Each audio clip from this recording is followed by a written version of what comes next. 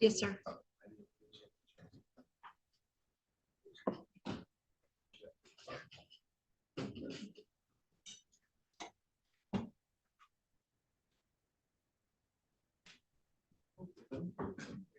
Am I? Yes. Are you Mr. Frost? Yes, sir. Okay. You let Richard know we're going to be getting Mr. Frost case. Okay. I don't see Department of Corrections connected yet. Oh. Okay. I'm sorry. I'm sorry. I didn't realize that he was coming back from DOC. I apologize. No. Mr. Gilo, we're waiting for Department of Corrections to connect with Mr. Kraft, so if you can just stay on the line.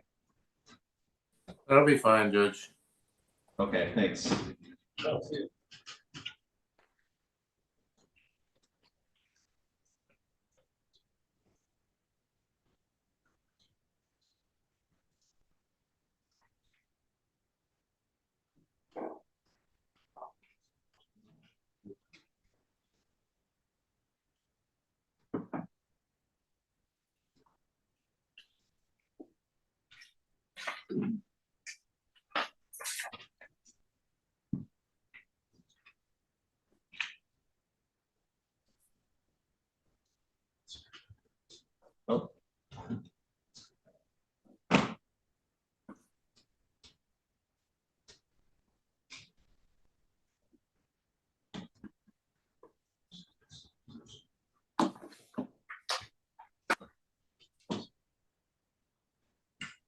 He's on a Zoom call with Judge Cooper. Okay, that's fine. We've got Antrim connecting now.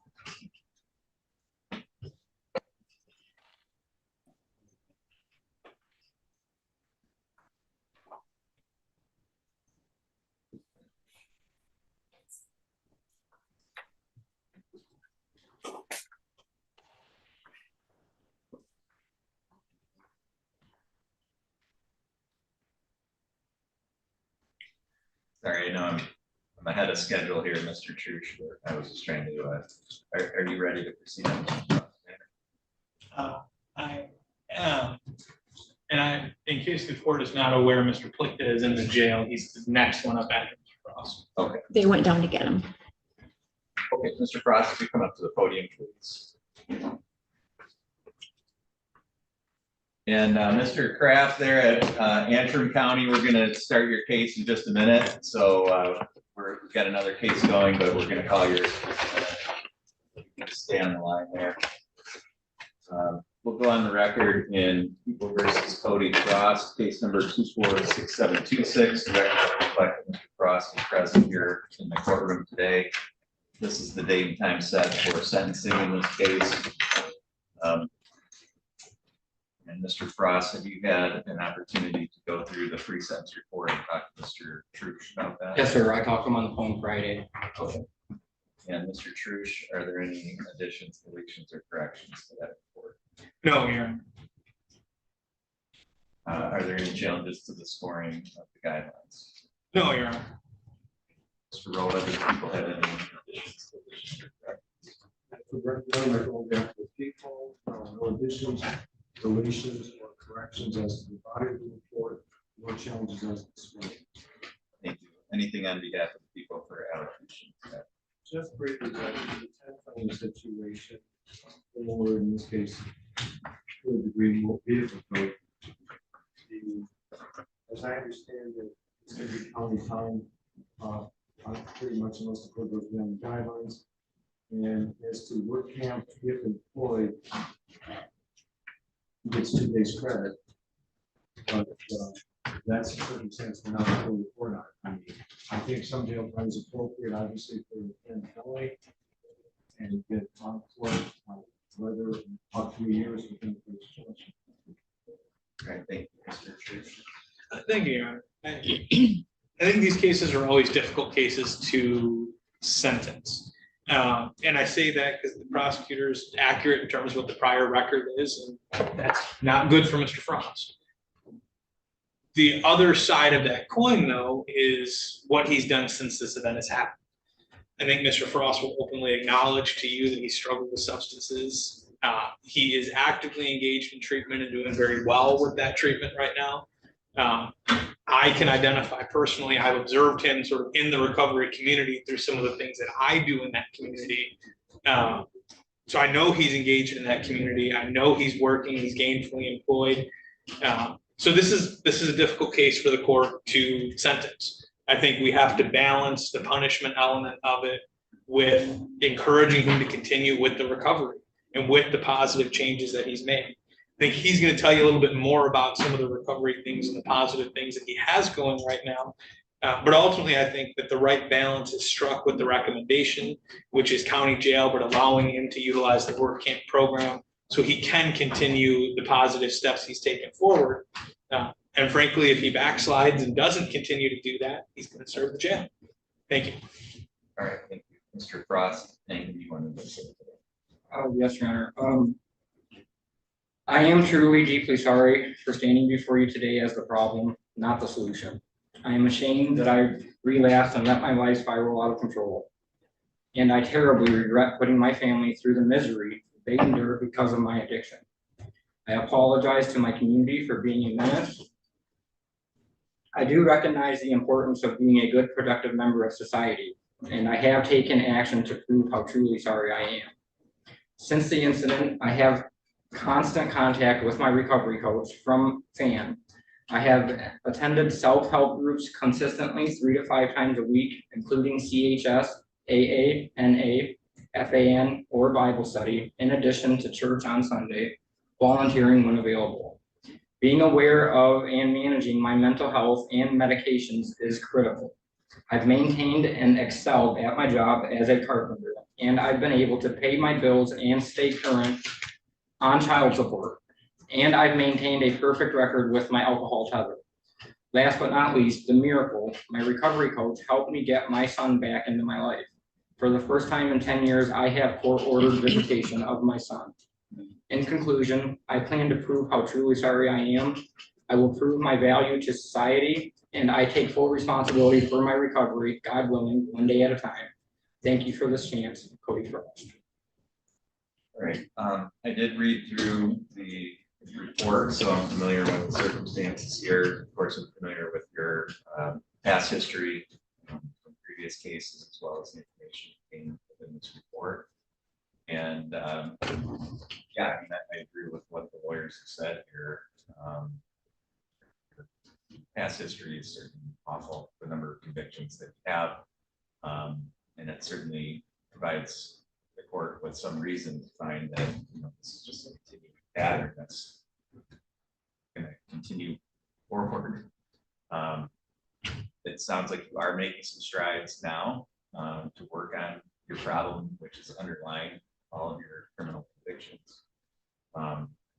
And the real question is whether or not that's going to last. You've had some periods where you've done well in the past, and then there have been relapses. I understand that relapses are part of addiction. It happens, but at some point you're gonna provide the court really with no other options other than prison, and you're close to that point now. I mean, the guidelines here are 10 to 23 months. So, you know, I do think it's appropriate, given the work that you're putting in now, to give you an opportunity to continue with that. But I think, you know, and I probably don't even have to say it, is there's not going to be much room for you to mess up here, because you've already had so many opportunities. You've been on probation many, many times, been many, many jail sentences. There's really no more room for you to mess up. If you're going to do it, now's the time to do it. Given all of the circumstances here and the information in the report, including the recommendations in that report, I am going to follow those recommendations. The court is going to sentence you to Otsego County Jail for a period of 12 months. You have credit for 2 days served. Again, for the PSI, I don't have an objection to your participation in the work camp program during that time. But I'm going to tell you, if there's any indication from the work camp program that you're not following their requirements, no issues, just putting you in jail for that time. But as it stands now, given the work that you're putting in here, I think it's appropriate to give you an opportunity to continue that. And I hope that you do. I really Yes, do. sir. Thank you so much. We're also going to impose a crime victims assessment of $130, court costs of $345, attorney fees of $350, and a $68 state cost. You do have the ability to seek an appeal of the sentence. Cross technologies.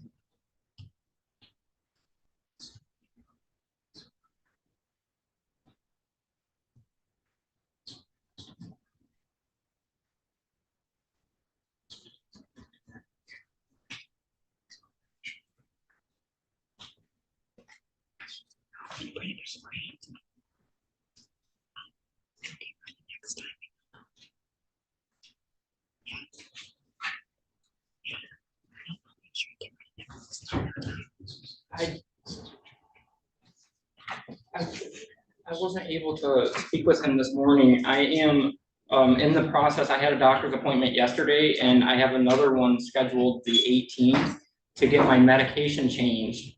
And so I'm hoping you'll leave me on tether until I can make that appointment and then transfer to, so maybe even my time won't start until I can make this doctor's appointment on the 18th.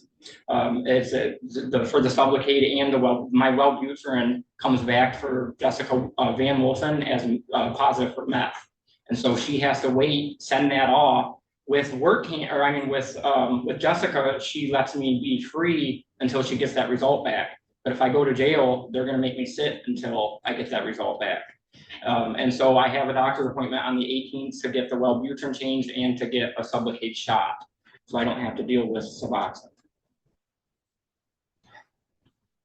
And I tried getting, and I knew this ahead of time and tried getting it taken care of. I had a virtual visit yesterday. So I thinking I could get it taken care of yesterday. And I have to see him in person in order to do the shot. So we scheduled an in-person visit for the 18th. You know, I'm in the business of sentencing and giving you the opportunity to participate in the work camp program. I'm not involved in how shots work, what the jail rules are, you know, I'm not gonna get involved in that. If I get involved in that, Mr. Frost, then I'm doing something outside of the scope of what my role is here as the judge. So I'm willing to help facilitate, but I'm not gonna jump through a bunch of hoops to try and figure out how you can get released to work camp and what gets away with it. It's not my role. Would the court order the tether continue for 2 weeks? I don't even know. Like, I have no idea what the parameters of the tether are. I don't know whether the jail allows that under their rules or not. Again, this is outside the scope of what I do. My job is to sentence the defendant. And you guys can figure that out. I'm not going to try and parse out how all this is going to go. So, I mean, I'll stick through it, but none of this has been a surprise. I mean, I so don't get it.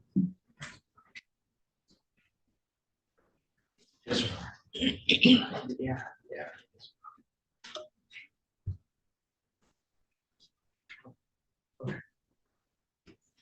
Could I maybe even turn myself in tomorrow morning to get these affairs in order? no, I mean, today's the day. Okay, yes, sir. Yes, sir, I get it. Either you're set up or not. Again, it's not. Yeah, can I grab my bag? Okay.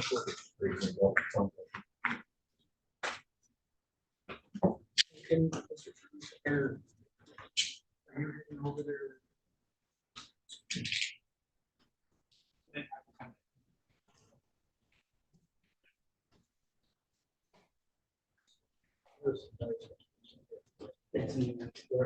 All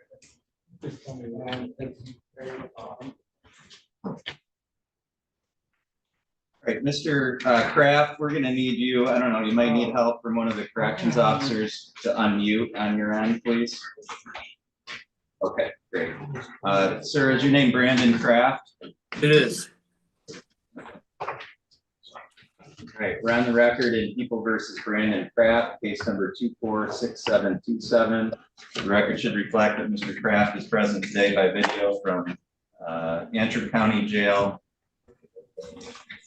This is the date and time set for sentencing in this matter. Mr. Gilo, did you have a chance to go through the pre-sentence report with Mr. Kraft? Yes, Your Honor. We went through it. Okay. And Mr. Kraft, did you have an adequate opportunity to go through that report with Mr. Gilo and talk to him about that? Yes, Your Honor. Great. Mr. Gilo, are there any additions, deletions, or corrections that need to be made to that report? No, Your Honor. Are there any challenges to the scoring of the guidelines?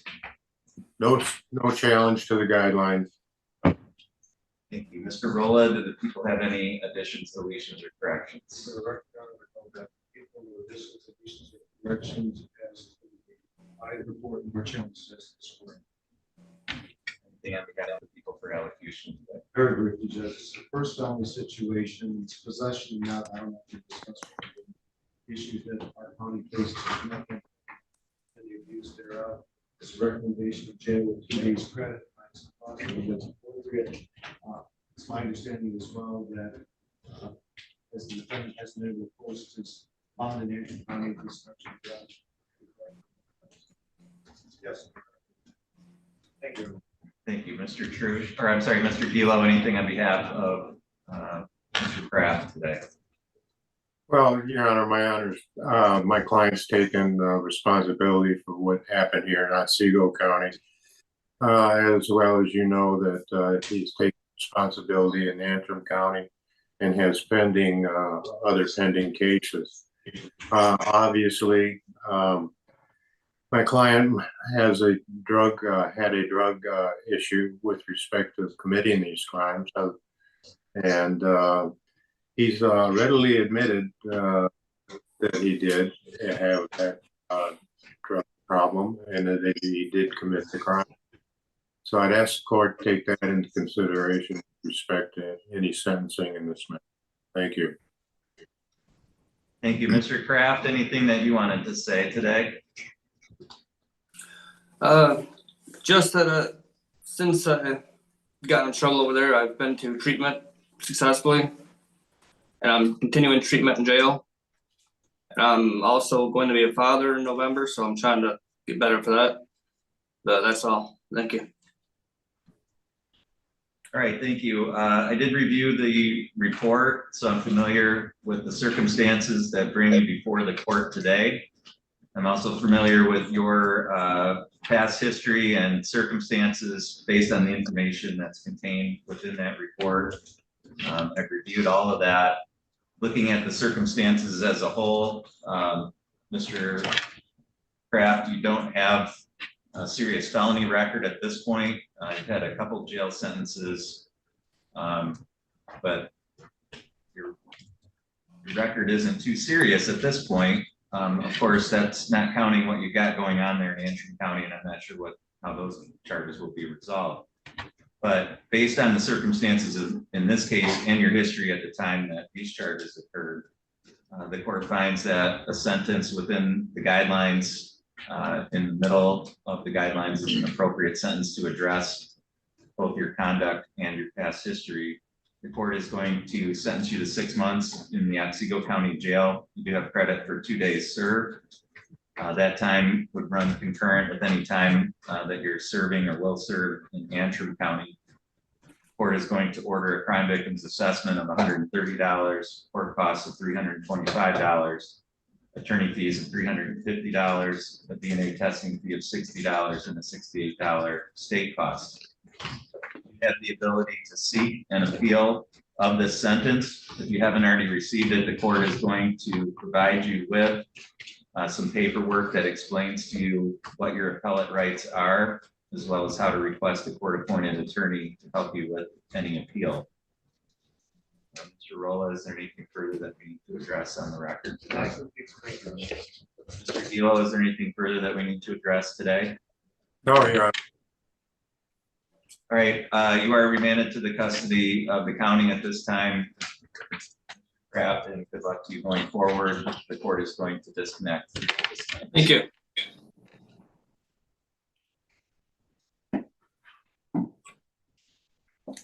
People versus Raymond Plea, case number 246731 and 6732. The record, John, I call that people. Thank you, Your Honor. Richard Trustring on behalf of Mr. Plickton. The record should reflect that Mr. Plea is present here in the courtroom today. This is the date and time set for a sentencing hearing in this case. Mr. Plea, have you had an opportunity to go through the pre-sentence report and talk to Mr. Trush about that? Okay. Mr. Trush, have you had a chance to go through that with Mr. Plea? Yes, we have. Are there any additions, deletions, or corrections to that report? There is, Your Honor. So starting with CFJ 145, page 1, under the section titled Personal History, specifically Substance Abuse History. Okay. There's 2 boxes in there that include methamphetamine and THC. The dates of starting on this, I think, have to be errors. One of them predates his birth and the other would be at age 2. He reports that the substance abuse started around age 18, so around 2010 or so. Just roll any objections to that change. No, Your Honor. Make that change. Next one, Mr. Trush. I wanted to indicate to the court, and I think this is just a factor of how the charge reads, but it indicates domestic violence against a pregnant individual. I just want to make a clear record. The victim in this was not pregnant when this happened. I don't know if it's a correction the court wants to make on the PSI, but I do want to make sure it's clear that's not the circumstance. And actually, Judge, the statute says third offense, whether it's domestic violence or pregnant. So actually, it's technically correct because it's both the same statute. But if you wanted to add third offense, domestic violence or pregnant individual, that's fine because that's what the statute is. And I mean, on my copy, it does say and or. So, and I recognize completely that based on the information reported that the individual was not pregnant. So I would acknowledge that for the record. But the statute is titled the way it's titled. But I understand. Those are the only corrections we had. Okay. Are there any challenges to the scoring of the guidelines? No, Your Honor. Mr. Rolla, do the people have any additions or corrections? No, Your Honor. Thank you. People have any challenges to the scoring of the guidelines? No, Your Honor. I know from the report that the victim was asked to give a statement. She's present, Judge. Oh, I'm she going to is. give her the opportunity if she wants to take it.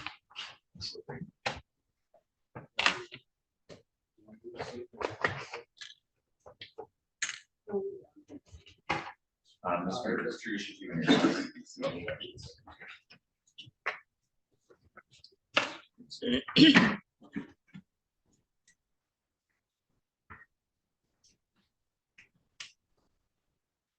Ma'am, are you Ms. Huffman? Yes, sir, I am. Okay. What is it that you would like me to know about this case? I would just like to say when it comes to Raymond Plea, I would say he doesn't belong in a jail cell. He doesn't belong in the prison. I believe that he needs help. He needs help with his mental. He needs help understanding it. He's been lost throughout the system. Even though, yes, this is a horrible crime, it is a horrible thing that happened. One thing I've learned, mental illness never goes away. But I watched him in the last year work a phenomenal job, do a really good job, also help me raise a child. I just want to say, I honestly believe he needs help. He needs help understanding his mental, understanding how to live with it, how to deal with it, how to cope with it. Also help to deal with childhood traumas, things that he's been through. I know life hasn't been fair to all of us, but life has really been unfair to him. And I just want to stand in front of you today saying that I believe he needs help. He needs rehabilitation.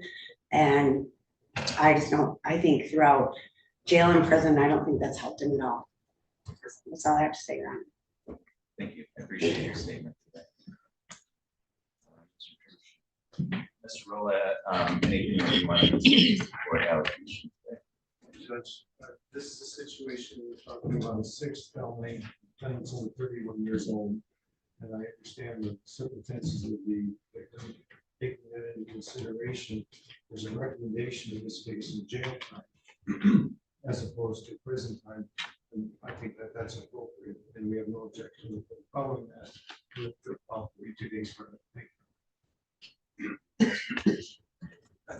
Thank you, Your Honor. I think it's somewhat a rarity when everybody is identifying the exact same issues in the case. And I say that because going through the PSI, I think it's very clear that Mr. DeLeo identified Mr. Plea has some mental health issues. He has some issues that he needs to work on. And I think he's been doing a good job of trying to address those issues since this event has happened, at least insofar as it's in his control. The victim spoke to you and again, identified the same things, right? Identified that there's mental health issues and there's work that needs to be done with them. And again, I think there's periods when Mr. Plea has done well with it and there's periods where he struggled with it more. And I'm going to identify the same things for the court. You know, there's mental health issues. I have talked to Mr. Plea about, you know, identifying when he's having those moments, those issues, and finding ways to de-escalate, relieve a situation instead of staying and letting things compound and get out of control. I think that being on a proper medication regimen is probably important to that. He recognizes that he needs to address those issues, and he recognizes that, frankly, he's not going to be giving the court options if he, you know, continues to leave them unaddressed. If he continues to do what he's done, he's going to continue to find himself in the same places. The positives for Mr. Plea, though, again, I think he's done everything that he can within his power right now to address the issues. He spent the time that he has had in the jail trying to better himself. He's taken advantage of the GED program there, and I think is one module away from completing his GED. I think he still has to complete the math. But again, he's taking that time to try to make improvement. I think that's reflected in what Mr. DeLeo has recommended in terms of recommendation here. I think it's appropriate and would ask the court to follow. All right, thank you. Mr. Plea, anything that you wanted to say?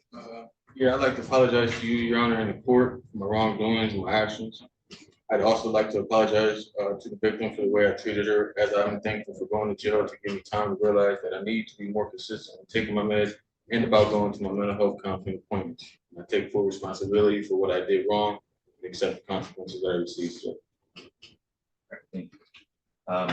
I did read through the report. I take all that information into consideration, including the description of what happened in this circumstance that brings you before the court in two cases, as well as your past history and so forth. Obviously, I take into account what you had to say here, as well as the lawyers, and of course, what Ms. Huffman had to say. That's important to me. That's the victim in this case. And looking at the report and the information in there, I have no doubt that you do have some issues that need to be addressed. A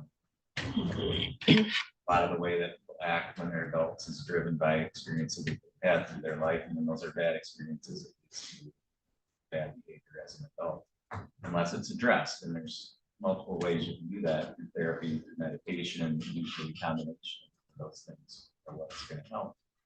And I believe you do need to seek that out. I don't think, given the circumstances here, that a prison sentence is warranted.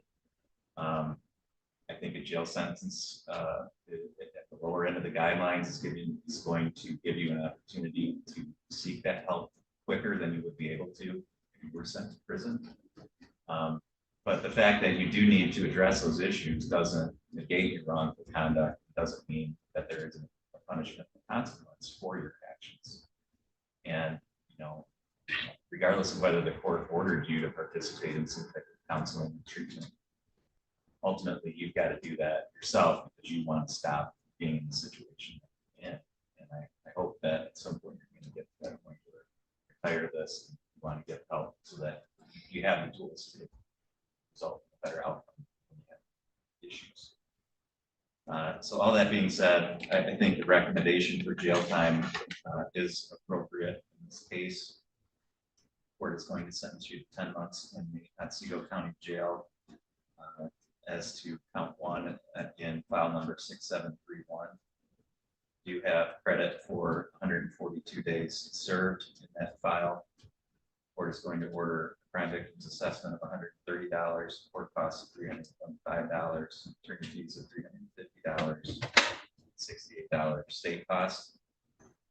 As to file number 6732, court is going to order that you serve 93 days in the Otsego County Jail with credit for 98 days served, and that file is basically time served. Crime victims assessment of $75 and a $50 state cost. Have the ability to seek an appeal of these sentences. Mr. True should be provided with notice of these appellate rights.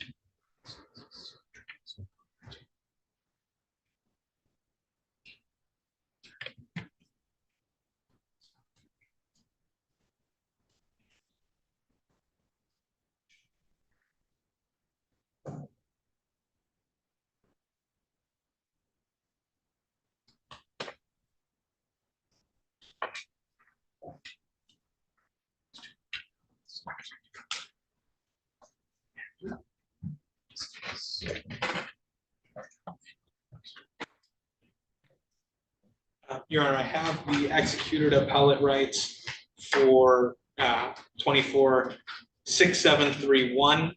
However, for 246732, because it's a misdemeanor, I think just the oral appellate rights are appropriate, that he has 21 days to appeal that if he wanted to. Correct, thank you. I think that record.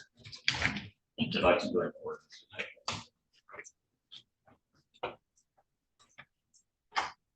You ready on Mr. Butt's case? Yeah. A little early, but People versus William Franklin Butts, case number 246743. The record should reflect Mr. Butts is present here in the courtroom today. I'd like to have counsel put your appearances on. Thank you, Your Honor. Richard Trush appearing on behalf of Mr. Butts. Thank you. Mr. Trush, I believe this is Mr. Butts' first appearance before the court on this charge. Tell me where things are at from your standpoint. I'm sorry, Your Honor. Okay. Thanks. So, Your Honor, this is a little bit of a procedurally complicated case, and I indicate that because we're here on our first status conference on this file. We intend to ask the court to docket the matter for a trial, but I do want to indicate, and the court may well be aware of this, there also exists a probation violation hearing in Crawford County. And I actually was asking Mr. Butts, I didn't remember if it's in front of you or in front of Judge Hunter, but I think we have that hearing coming up maybe at the beginning of October. Ultimately, we want to address the underlying matter before we address the PV. And I know that doesn't affect what happens today, but I just want the clear kind of background of what's going on at a global scale. So our intentions today are we are asking it to be set for a trial. Okay. Mr. Rolla, how many days of trial do you think this will take?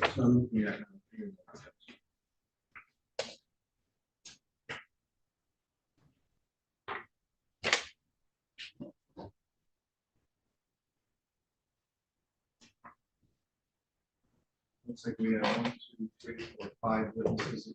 Probably be done in 1 day. I would tend to agree with the exception of the witnesses listed by the prosecutor. I anticipate that defense would likely have maybe one witness in addition to those. So I think 1 day is an appropriate time. Okay. Mr. Rolla, do the people need any particular period of time to be ready for a trial? Obviously, when we have lab witnesses, we're going to need some time, some leeway in order to get it. But if you have this at least 60 days out, it shouldn't be a problem.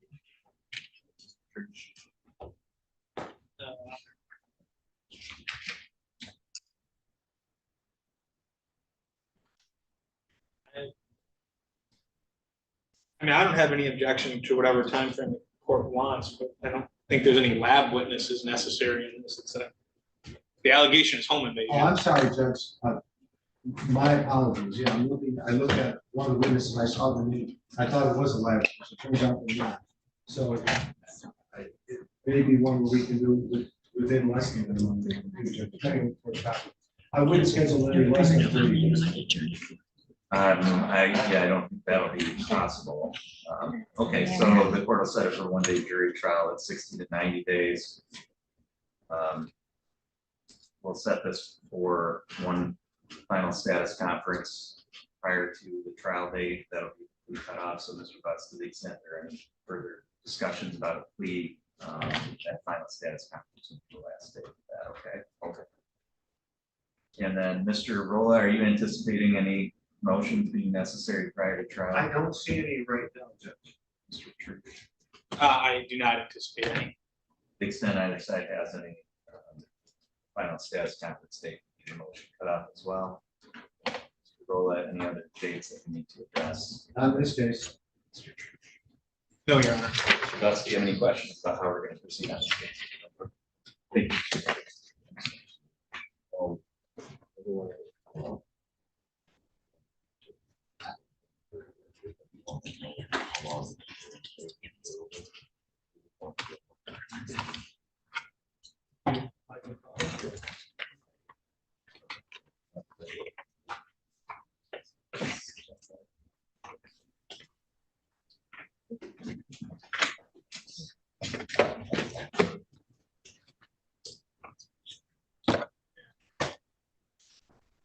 Mr. Evans, we have your hearing set for 10 o'clock, so I'm just going to put you on hold until that time.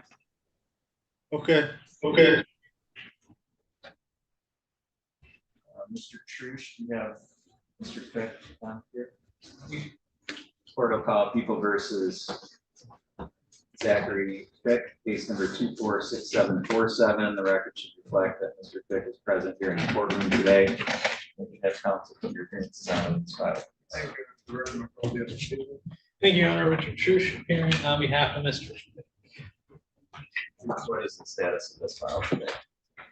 Your Honor, we are in receipt of an offer from the prosecutor on this that we intend to avail ourselves of. That would be an added count to controlled substance use. That's MCL 3337404A-A. That's a 1 year, $2,000 max. And that is going to be with a second or subsequent offense enhancement, double the penalty. In exchange for that, the principal count of possession of methamphetamine and the habitual offender notice would be dismissed. And are we taking the plea to the factual basis of the possession? I think that would be an appropriate way to do it. And no objection to the court taking that pursuit. And is that the correct statement that we offer? It is, and then with the enhancement, of course, it's going to be a 2 year. Okay, so we are keeping that enhancement. Well, just to be clear, so the second or subsequent offense controlled substance enhancement, the drug double is there. Okay. The habitual second is being dismissed. All right, understood. Okay. Mr. Fick, have you had an opportunity to speak with Mr. Trush about this plea agreement? Yes, sir. And what the lawyers have said here today in court is that the agreement that you've spoken to. Is that how you want to proceed? Raise your right hand. Please. You solemnly swear or affirm the testimony you're about to give will be the truth, the whole truth, and nothing but the truth, so help you God. Mr. Fick, are you currently on any kind of probation or parole? You understand, as counsel's indicated, that the maximum possible penalty that you face for this charge, which is use of methamphetamine, will be up to 2 years and or a $4,000 fine. With that maximum possible penalty in mind, what is your plea to that charge today? Right now, you have certain rights. I'm going to go through those with you. You have the right to have a trial. You have the right to be tried by a jury. You have the right to be presumed innocent until proven guilty. You have the right to have the prosecutor prove beyond a reasonable doubt that you are guilty. You have the right to have any witnesses against you appear at trial and to question those witnesses. You have the right to have the court order any witnesses on your behalf appear at trial. You have the right to remain silent during a trial and to not have that silence used against you. And the right to testify at a trial yourself if you want it. You understand all those rights? Yes, sir. You understand that you're giving up and waiving all of those rights by pleading guilty today? That's right. Also, you don't have an automatic right to appeal the plea that you're making here today. If you wanted to try to appeal it, you would have to ask for the Court of Appeals to hear your case. If they said no, then you wouldn't be able to go any further with that appeal. You understand that? Has anyone threatened you with anything to get you to plead guilty? No. Has anyone promised you anything other than what we've said here in court? No. Is it your own free choice to enter this plea? Yes. Are you pleading guilty because you are in fact guilty of this crime? Yes. This happened on June 25th of this year, is that correct? Yes. On that date, were you here in Otsego County? Yes, sir. And while you were here in Otsego County on that date, did you have possession of some methamphetamine? Yes, sir. Did you know that that's what that was? Yes. Did you have any legal right to have any amount of it at that time? No, Your Honor.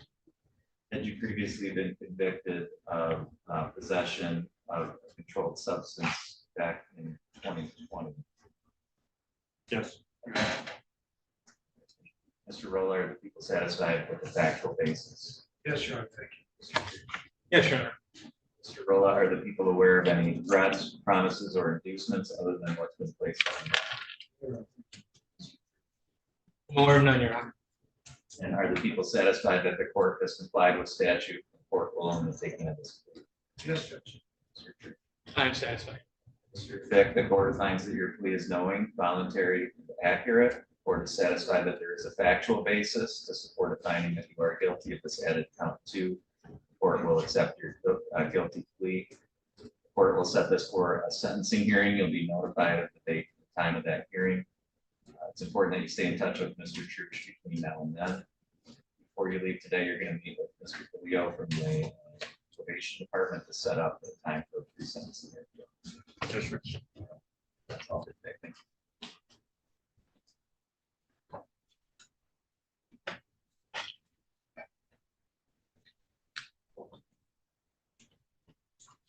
Mr. Church, do you represent Mr. Bonamy? I do. Okay. I have that on 945, case number 216097, versus case of Bonamy. I would want to proceed on that case. Well, Judge, I don't really have a good answer for the court. I spoke to Mr. Bonamy yesterday. I talked to him about this hearing.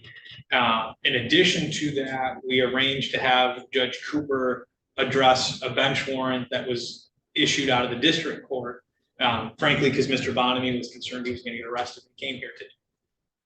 So we arranged for Judge Cooper to address that at 9 a.m. today. Mr. Bonamy was going to meet me here. We would zoom into Judge Cooper's court and address that bench warrant so that he could appear here today to address this matter. That's the last contact I had with him, was that conversation yesterday. So he did not. He was not here this morning. I tried to contact him, did not get an answer.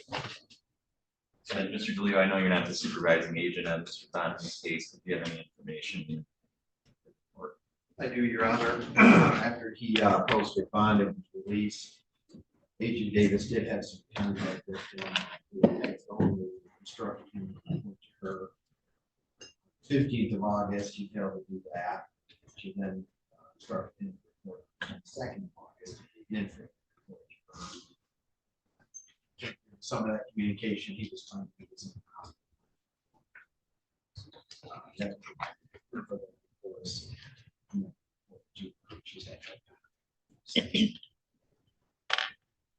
Do we have any outstanding warrants for Mr. Bonamy at this time? I don't think we do, Your Honor, because I believe the last one we had, he was already down. Okay. And Agent Davis has not filed any violation, show causes or bench warrants for his failure to report to her in August. No, I believe what she did was just requested the court to give other PDs that were already pending just back in front of the court, which is what today's hearing is. Okay, so if you can communicate with her, ask her to prepare a bench warrant for his arrest for his failure to report to her in August and his failure to appear today. I guess rather than treating that as a contempt or some kind of bond violation, or just treat it as an additional probation violation. Thank you. Our next hearing is set for 10 o'clock. We'll take a short recess. And I think we had, Mr. Evans was on. He is. I need a minute to Oh. get that PSI together.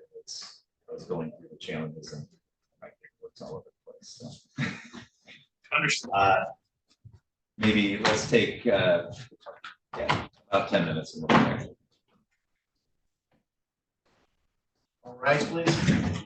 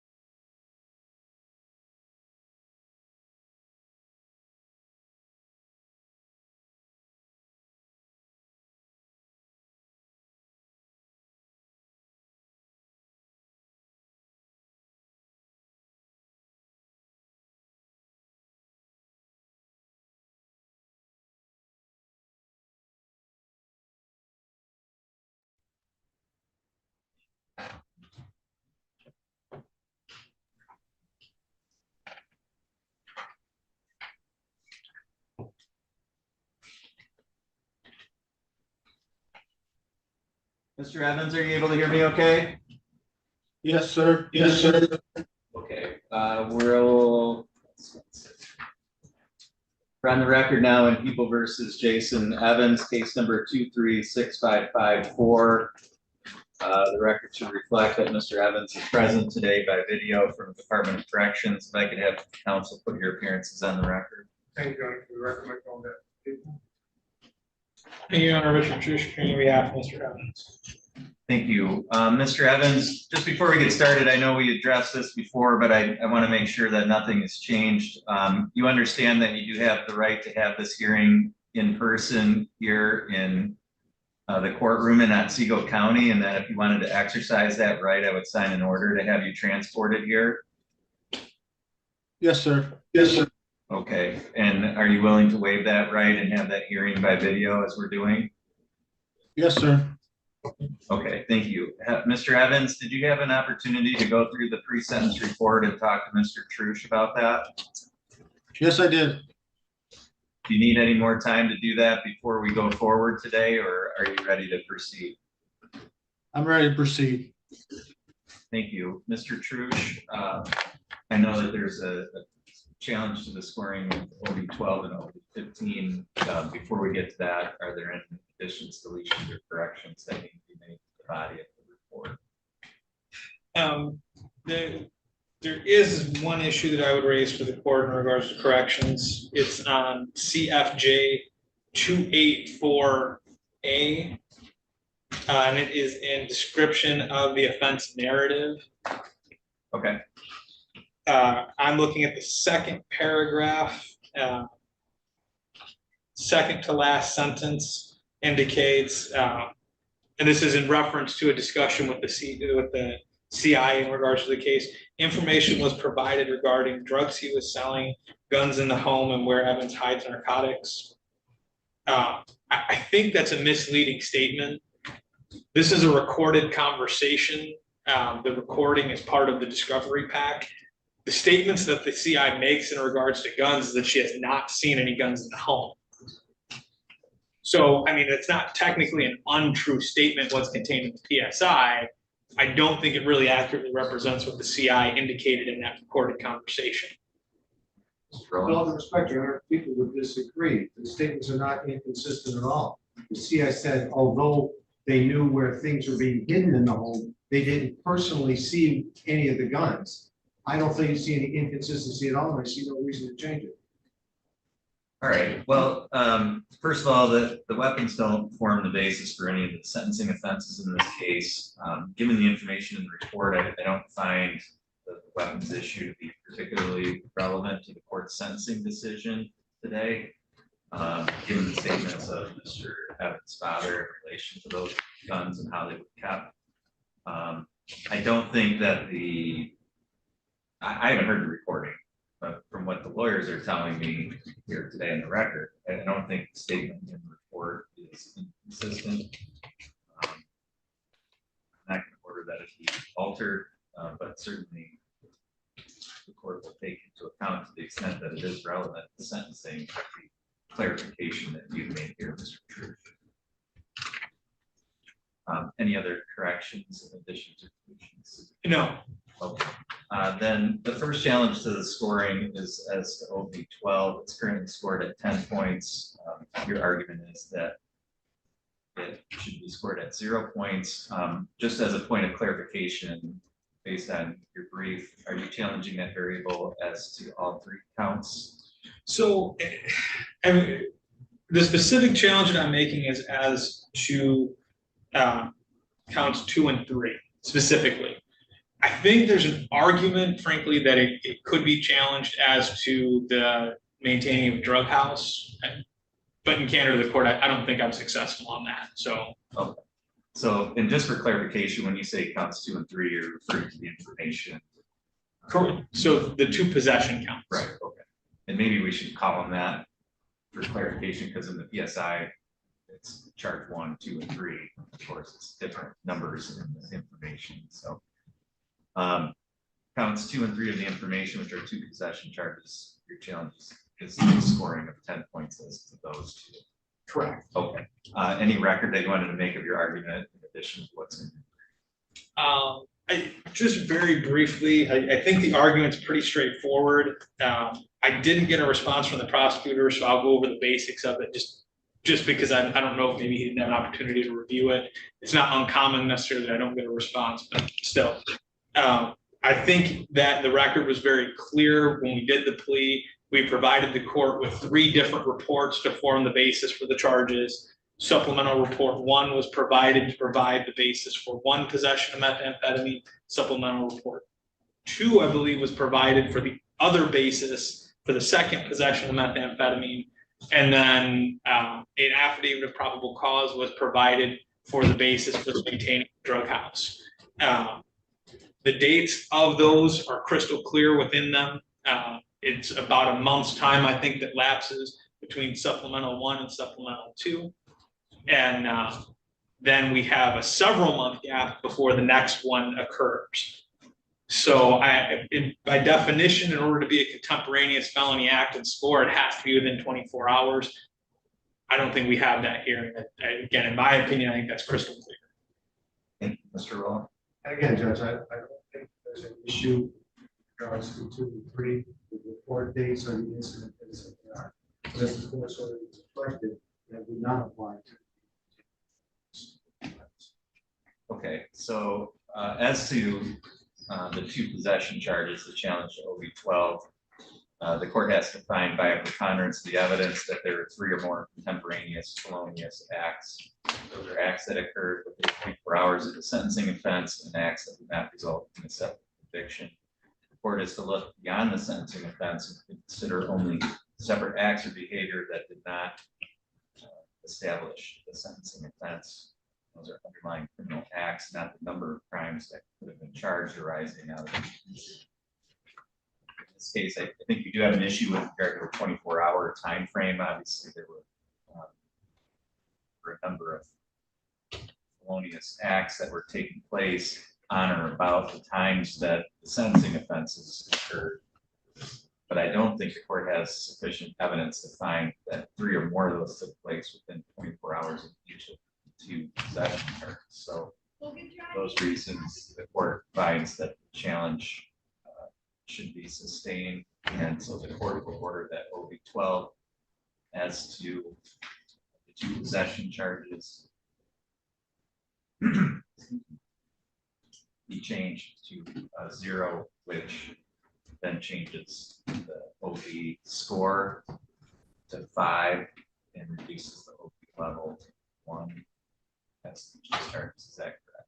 That is correct. That's correct, John. And then OB-15, Mr. Your argument.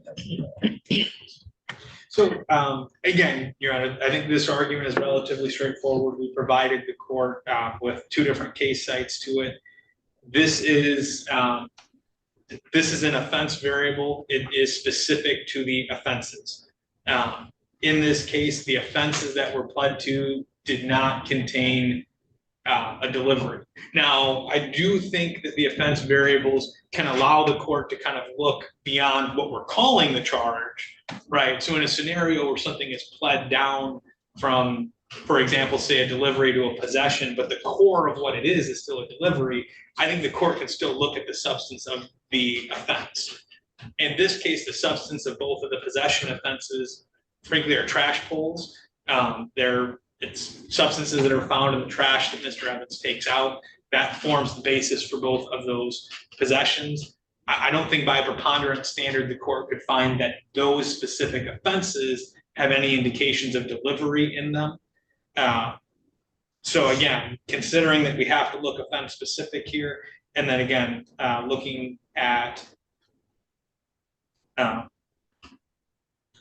People versus Gray, the court identifies there, the Court of Appeals, that we're not supposed to be looking at dismissed conduct. And it gives an example that actually is, in that case, relatively similar to this, where someone is charged with 2 counts of possession. 1 count is based on what's contained in their house. The other is what's contained in their car. In that case, MDOC sought to score them on the basis of the quantity contained in the car. What the court found here is no, that quantity is not what is relevant because that was a dismissed charge. the quantity for that specific offense is what's relevant. So again, I think that actually encapsulates the argument pretty well here. Again, with all due respect, John, I don't think Ray is apt for this particular case.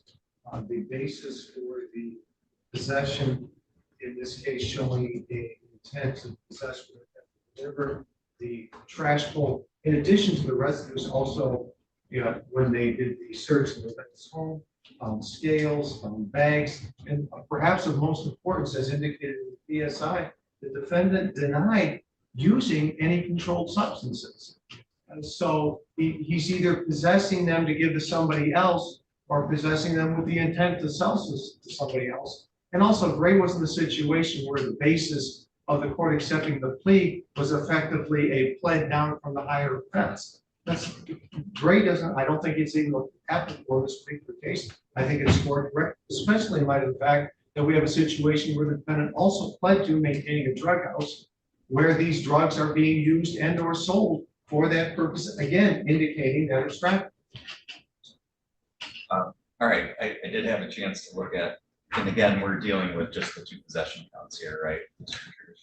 Correct, and I think kind of responsive to the prosecutor there, the maintaining a drug house is a different scenario. I mean, while not making any sort of admission here on behalf of my client, I think the court could find, in regards to that count based on what happened on that date there, that there's indications to support the scoring there. I think the court could find that. In regards to the specific possessions, again, we're talking about small amounts inside of trash pulls. I don't think that there's indications to support it there. Okay, so OB 15, it's currently scored at 5 points. The court has to find by a preponderance of the evidence that either there was a delivery, that there was possession with intent to deliver, or that there was possession having a value or under circumstances that would indicate trafficking. I agree, and I think case law supports finding that the court has to score on, or cannot score on the basis of other drug offenses that were committed during similar timeframes, but dismissed as part of a plea agreement. So I agree from a legal standpoint that the position is true. So the question is there a preponderance of the evidence to support a finding that the trash pulls convictions for possession here meet any of those criteria under OB 15? And I find that they do. It's not just the amounts that were found in the trash pulls, it's the character of how that residue was found, where it was found. Those things indicate that there was packaging of controlled substances going on, which would indicate circumstances of trafficking. Also, I agree with Mr. Rolla, the fact that Mr. Evans denied using controlled substances. The fact that he was found in possession of those, he's not using them. Only on one other reason, I think logically why he would have them, and that's to sell them to somebody else. And so again, I think here it's not the amounts or the value of the amounts found, it's the circumstances that indicate trafficking. So the court finds under the preponderance standard, there is sufficient evidence to support a scoring as to all 3 counts under OB 15. So the court will deny that challenge. I think as a practical matter, in terms of the guidelines, it wouldn't have mattered because we're at an OB level of 1 with counts 2 and 3 at least. So it does change the scoring. And correct me if I'm wrong, counsel, but I believe as to counts, the 2 possession counts, that would change the scoring to 10 to 28. Is that correct? That is correct. That's my understanding, Judge. But the guidelines would not change as to the maintaining a drug house count, which would remain 5 to 28. Is that correct? Correct. Okay. Okay. Any other challenges to the scoring, Mr. Church? No, you're. Mr. Rolla, do people have any additions, deletions, or corrections? No, you're, thank you. Or do people have any challenges to the scoring? Anything on behalf of the people for allocation? Judge, Court's now familiar with Mr. Evans, court's familiar with Mr. Evans' records, these are 6th, 7th, and 8th felonies. There was a recommendation of 2 5 years and 421 days credit. Even under the guidelines, it's changed. Last time I checked, 24 months is within 28 months. I think the recommendation should. Thank you, Mr. Church. Your Honor, I think this is a case that's somewhat sad. The court's familiar with Mr. Evans' history, and Mr. Evans is someone, unfortunately, that I think got somewhat pushed to the fringes of society at a relatively young age, and I think has kind of lived there since then. He's been before the court on several occasions. I've had occasions to interact with Mr. Evans through the years quite a bit, both as a prosecutor and here on the defense side. When I visited Mr. Evans in Carson City and went through the PSI with him, we had a long discussion. And we had a discussion about, if he continues down the path that he's on and continues to do what he does, continues to react and behave in the way that he does, he's going to continue to find himself in MDOC. And that's not what he wants. That's not where he wants to be. And he's a person who I think has strong connections to his family. He wants to be there for his family, and he wants to change the ways that he's reacting to things. If the court looks at his history, a lot of it's misdemeanor history. A lot of that misdemeanor history is driving related. I think that the recommendations here are relatively appropriate in terms of what the guidelines range is, meaning, a shorter MDOC sentence would seem appropriate given the circumstances. I can indicate Mr. Evans has reported to me that he's already started programming in MDOC. He may be able to talk to you a little bit more about the different programs that he's in now and some of the programs he's on a wait list for. But ultimately, I think the recommendation is relatively reasonable in terms of a shorter MDOC stay. Thank you. Mr. Evans, was there anything you wanted to say today? I just want to reiterate what Mr. True said, that I plan to take full advantage of the programs that are made available to me here. I just started a VPP on Tuesday, which is violence prevention programming. I'm on the wait list for ASAP, which is advanced substance abuse programming. And after today, I plan on signing up for Vocational Village. The only reason I haven't done so yet is because you can't while you have pending charges. Okay. All right. Thank you.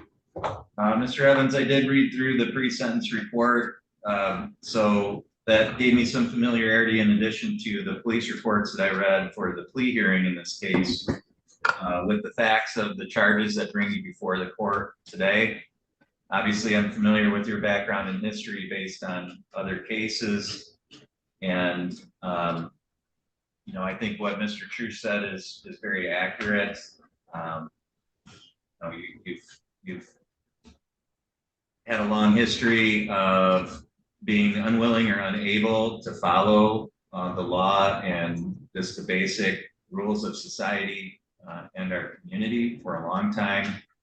You've always been kind of on the fringes of that, and for whatever reason, have felt that you shouldn't have to follow those rules or those laws, or they don't apply to you. And in most of your cases, your arguments aren't that you didn't engage in the wrongful conduct. You've always been looking for some kind of technicality, some minor thing that the police did wrong, and somehow you can avoid accountability for your actions, but your arguments have never been that you didn't actually do what you were doing. And I think that's going to need to change because otherwise you are going to end up continuing to come back before the court, and where you're at with your record now, there really isn't any other consequence other than more prison time. So I hope that you do take advantage of what's available to you there. I hope that you do make some changes, because I do believe, and I've told you this before, that you do have positive things to offer the community if you can conform your behavior to what's expected of people in the community. So I hope that you do take advantage of those things. I think that the recommendation is appropriate, even with the change in the guidelines. I think it adequately accounts for your behavior in this case, as well as your past history. It's within the guidelines. I think it's a reasonable sentence. The court is going to sentence you as to each of the 3 counts. As to what's listed as charges 1 and 2, which are the 2 possession charges, the court is going to sentence you to 24 months to 15 years as to each of those charges. As to charge 3, which is the maintaining the drug house, the court is going to sentence you to a period of 24 months to 36 months. You do have credit for 421 days served as to each of those charges. The court is going to order that the sentence in this case be served concurrent to your sentence in Otsego County docket 216127 and Montmorency County docket 225171 and concurrent to each other. The court is going to order restitution in the amount of $275 that's payable to the Otsego County clerk to be dispersed to Straits area narcotics. Crime victims assessment of $130, court costs of $325, attorney fees of $350, and a $204 state cost. You do have the ability to seek an appeal of each of these sentences. The court is going to provide you, if you haven't already received it, with some paperwork that explains to you what your appellate rights are, as well as how to request a court-appointed attorney to help you with any appeal. Mr. True, should I left anything out? I don't believe so. All Not that I saw, not that I can. right, thank you, Mr. Evans. You are remanded to the custody of the state at this time. The court is going to disconnect. Jason, I'm gonna send you that release of property form. You'll get that in the mail from me, all right? Okay, thank you.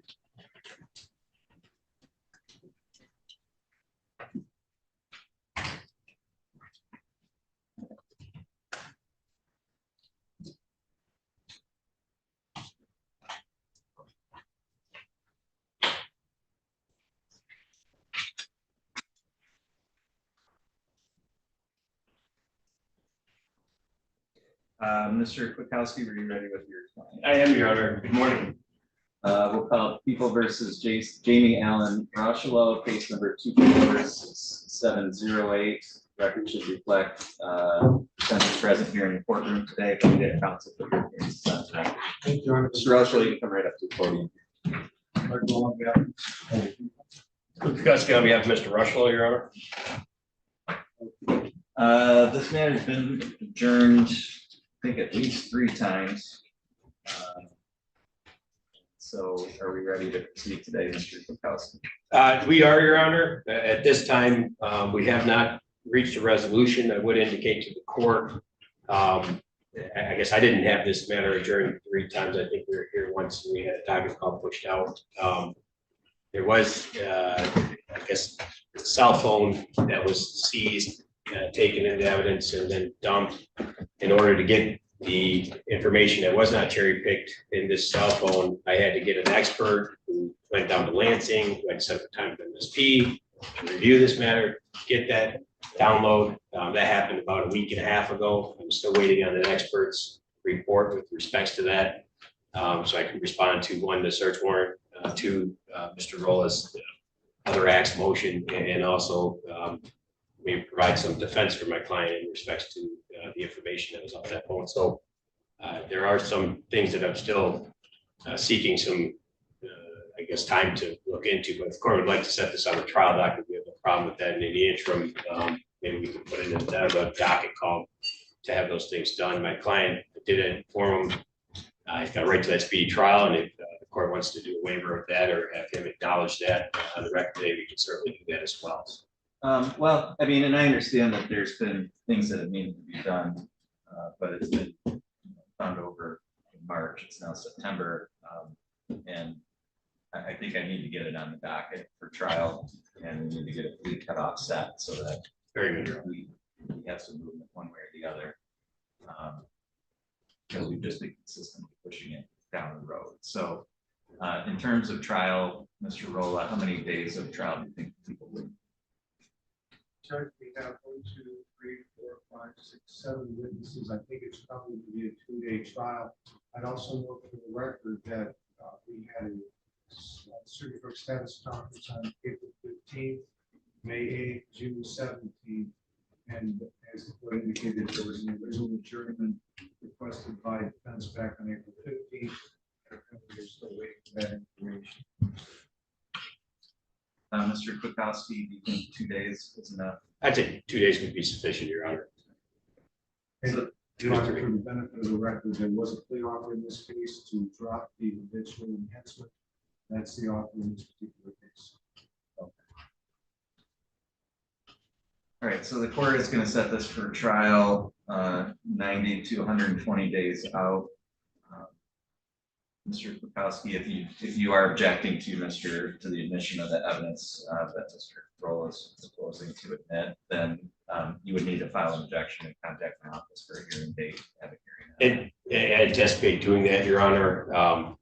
Part of that is there's I guess, a company case here in Sheboygan County that was charged in respect to that data on the phone. So I think it's twofold motion there. One, to dismiss that file with respects to when the expert comes in with his report and information, but I will get that to the court as soon as possible. And then the court will set this for a final status conference on its motion day immediately prior to the trial date. That will be cut off and motion cut off. Mr. Rolla, any other dates that I can address for your side? What would the date be for that final status, or would that be coming in? Yeah, what'll happen is my office will send out the notice of the trial date, and along with that, we'll want to notice the final status conference. It'll be on the motion day immediately preceding that trial date. So usually it's like 2 or 3 weeks before the trial date. Okay, very good, Your Honor. All right, Mr. Rolla, anything else I can address for your side? Mr. Kwiatkowski. Nothing for the defense, Your Honor. Okay, thank you. That's all Thank for you. today. 90, 20, okay.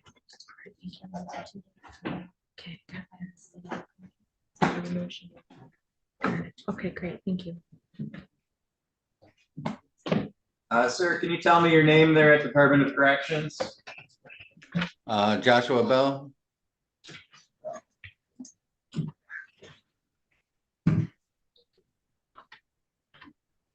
We'll go on the record and People versus Joshua Bell, case number 246738. The record should reflect that Mr. Bell is present today by video from Department of Corrections.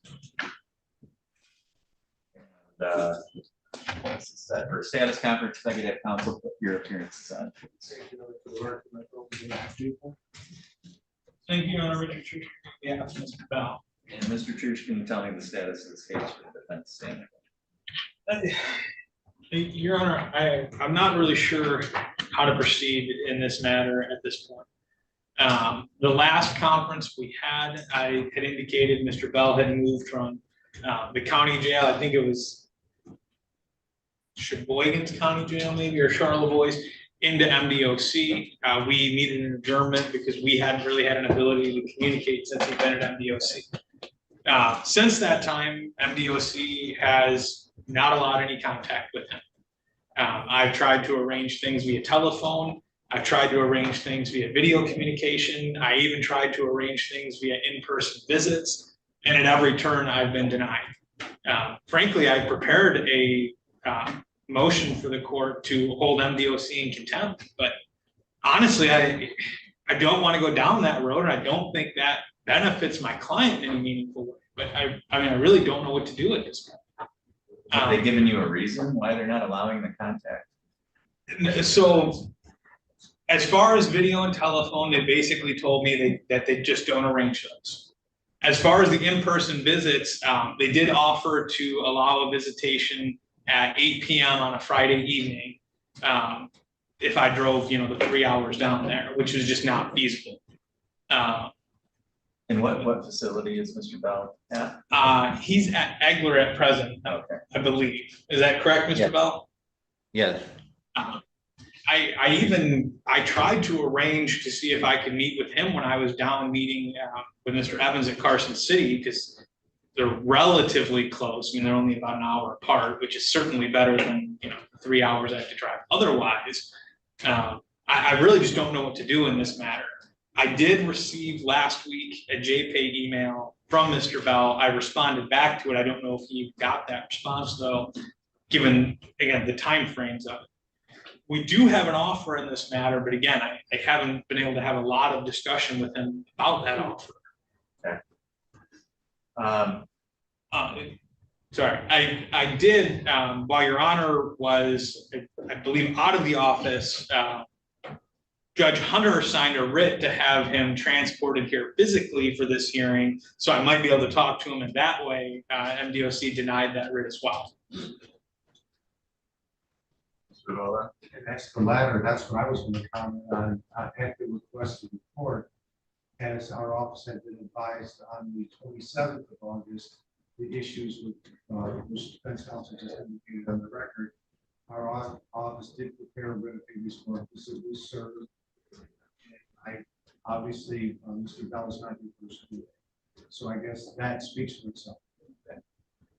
What kind of sentence, do you know what kind of sentence Mr. Bell is currently sitting on?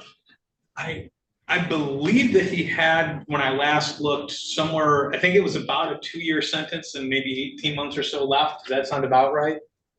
I have about 20 months left for the minimum. Okay. And Sitting on dead time on this file? he is, and that becomes my concern, is the more times that we have to adjourn this out, I mean, he's not getting credit for the time, and 2 sentences that might otherwise be served concurrently may not wind up that way. Roger, while we're here and while Mr. Bell's on the record, as Mr. Trish indicated, there was a plea offer. It was in count 1, controlled substance possession of analogs with the drug double. The drug in question would be buprenorphine and Suboxone, and that would be inclusive of then with proof that he's now paying bail and insurance rate vehicles he has for dismissal of count 2. All right, I guess this is how I'm gonna order that things proceed from today. Mr. Roll, I'm gonna ask that you prepare another in-person writ for Mr. Bell for next month. I'm gonna sign that writ and I'm gonna include an order from the court directly to DOC, which is basically gonna be if they don't produce him, then they're gonna have to appear here on a contempt show cause. The court, Mr. Trush, recognizing that the delay here is not been the fault of Mr. Bell or the prosecution or the defense counsel, the court would be willing to consider, if eventually this results in a conviction by a jury verdict or a plea, additional jail credit for the delay in MDOC not complying with the court's orders to produce Mr. Bell. I don't think there's any prejudice in that, and I think that in the interest of justice, the court should grant, again, upon conviction one way or the other, Mr. Bell jail credit for time delays that have been caused by the Department of Corrections. And then we'll set this for another hearing. Would you like the opportunity to have a breakout room with them now, since we do have them? If the court is inclined to do that, I would be happy to. Again, we had some discussion about the plea offer. So if the court's inclined to do that, yes, I would. So I'll give you about 10 minutes in a breakout room. Mr. Bell, the court's going to connect you with Mr. Trush here so that you can have a confidential discussion with him, private discussion with him in a breakout room, okay? Okay.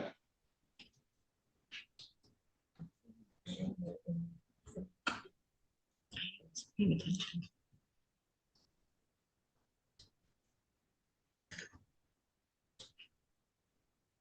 He's actually doing something in that.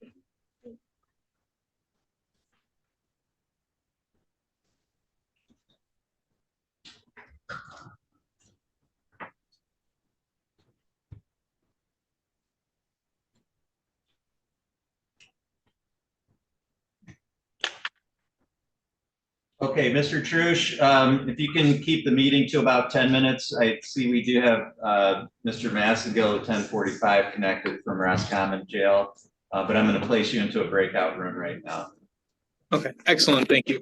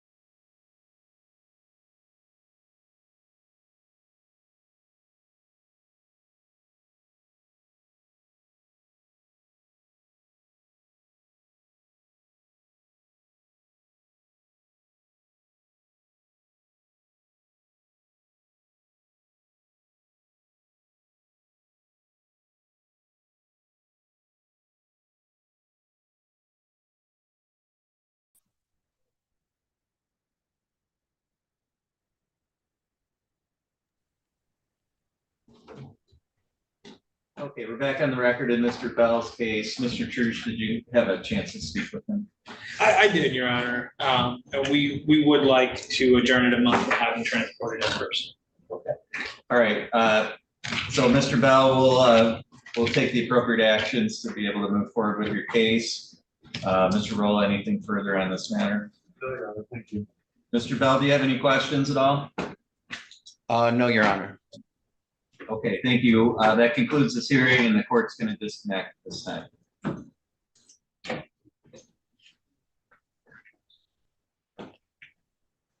All right, sir, are you Christopher Bassingill?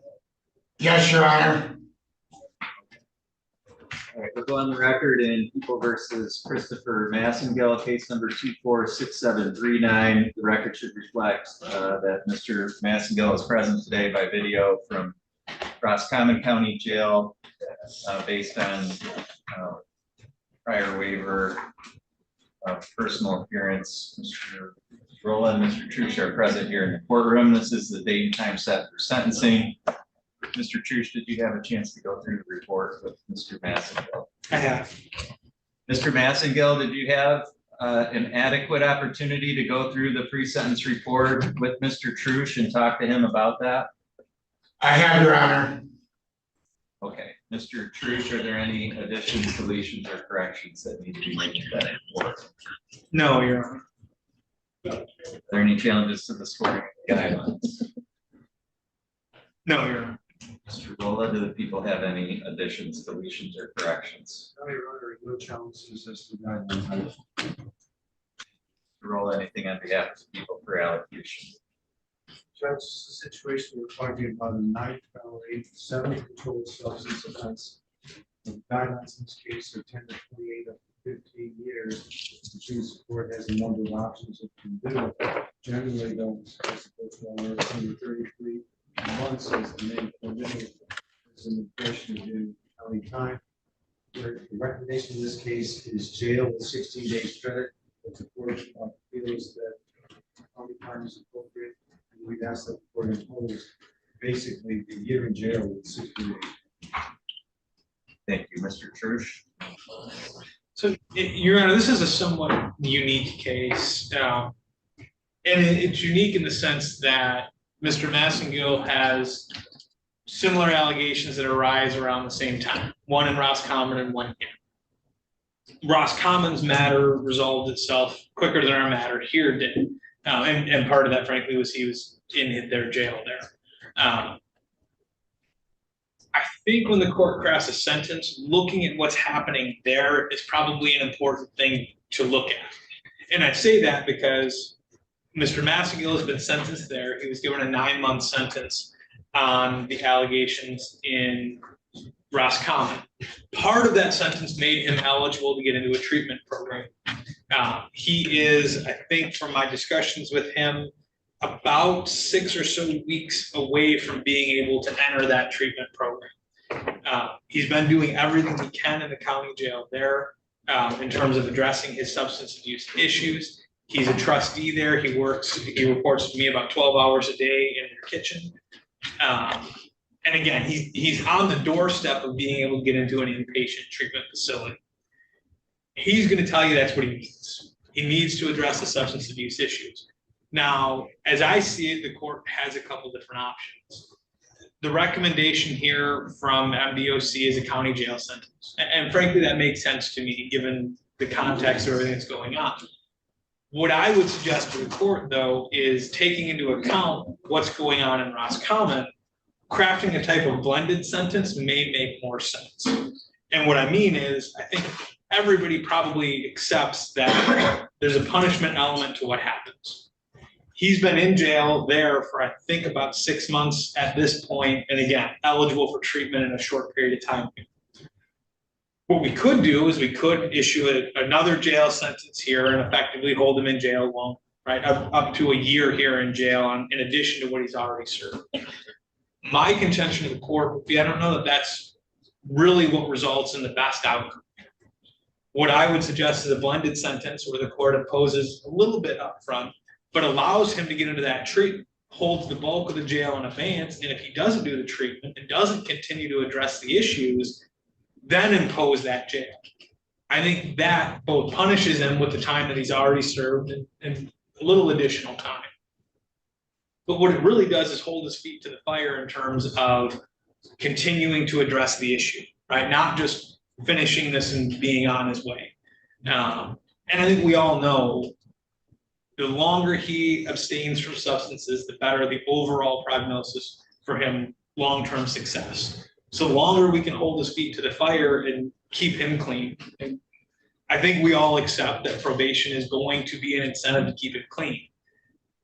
I think that's what makes the most sense as a sentence here. Again, he's going to speak to you a little bit as well. He's going to tell you he needs the intervention. And I would ask the court to craft a sentence that allows him to take advantage of that. Your Honor, I don't know if Mr. Trush is aware of it or not, but I just completed the information rule. I don't know how the defendant could actually be allowed to enter that inpatient unit. Because he's got a hold on him out of Wayne County for other felony charges. I mean, I think I don't know anything about that. He might be able to address it, and it's entirely possible if that's been resolved. I don't know. All right. Anything more for allocution, Mr. Church? No, Your Honor. All right. Mr. Massigal, is there anything that you wanted to say today? Yes, Your Honor, I've always just been in and out of jail. I'm finally I'm old where I don't want to mess up no more. I'm trying to get help. I asked for help. They're giving me help here. I'm lined up to go to rehab shortly. I should be 7 months in by the time I'm eligible to go to the rehab. Everything's gonna be taken care of. The Detroit case downstate was a probation violation, which was a misdemeanor. I'm gonna get that taken care of right here with what I'm doing. But you know, I've never had help. I've never had the chance to go to rehab or anything. You know, I'll do a little time and get out. But if you could, you know, I don't know, run it with this and then hold it the rest in obedience, and I'll show you that I can do it. All right, Mr. Massigal, I did have a chance to review the pre-sentence report, so I'm familiar with the charges in this case and the factual basis for the charges. I'm also aware of your past record and history based on the information contained within the report. And taking all that into account along with what the lawyers and yourself have had to say here today, although the guidelines would potentially call for a prison sentence, looking at the facts of this case, I don't think it's justified. I think a jail term is more appropriate to address the wrongful conduct here. I'm also not opposed to providing some avenue for rehabilitation. I don't know, you know, what's going to happen with your treatment program there, and whether you're going to be eligible for that, and whether and to what extent your other issues are going to interfere with that.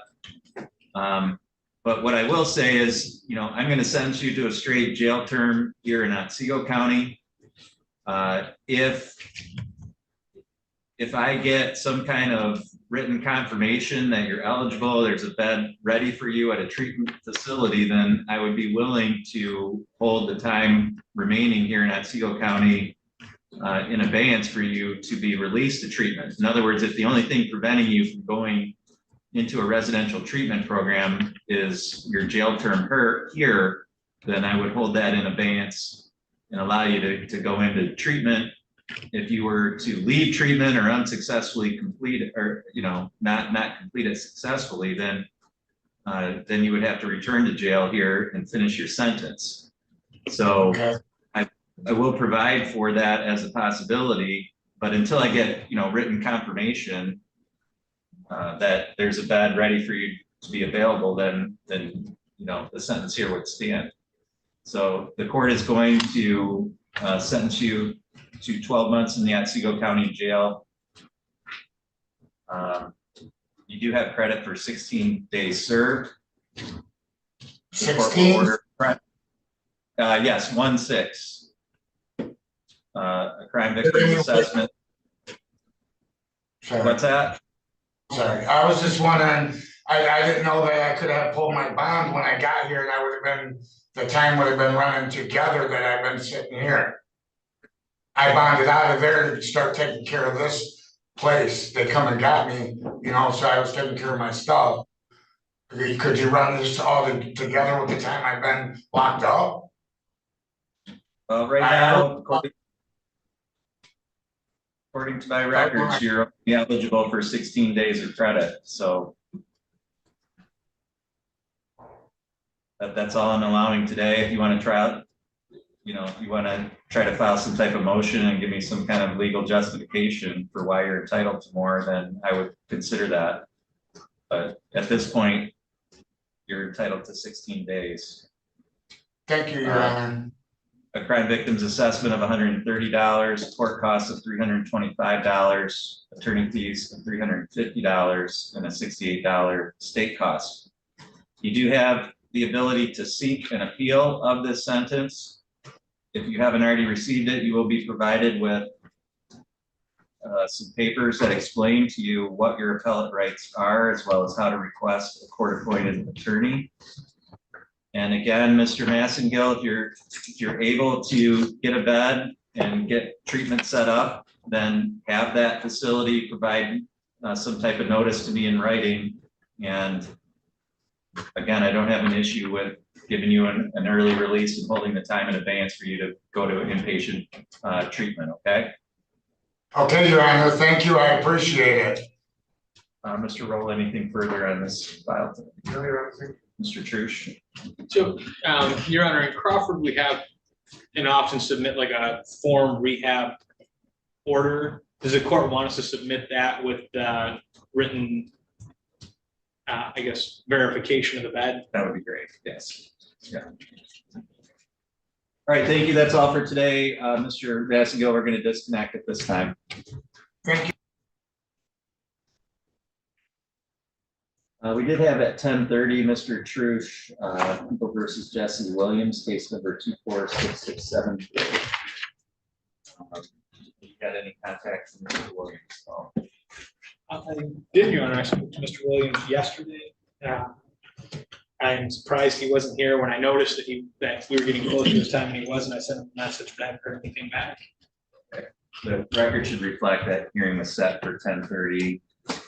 It's now 11 o'clock. The court would note for the record that this is a sentencing hearing. Mr. Rolla, the court would request that your office prepare a warrant for Mr. Williams' arrest. Once he's arrested and brought before the court, we'll proceed with the sentencing. Very good, Your Honor. And Mr. Plea, I just need 1 second and